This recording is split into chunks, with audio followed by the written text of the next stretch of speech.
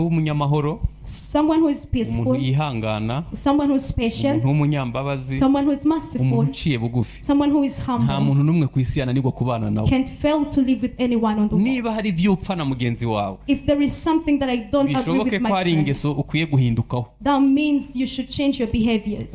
Mu gakiza twaratsindishirijwe, In salvation, ariko we've given tugomba guhora tubaho victory, duhinduka ku ngeso. but also we should live by changing in our behaviors. Muri cya gice cyacu c'ubugingo, In that part of soul, navuzemo ubwenge, navuzemo kamere, I said wisdom and nature. navuzemo I amarangamutima. also say emotion. Umuntu ashobora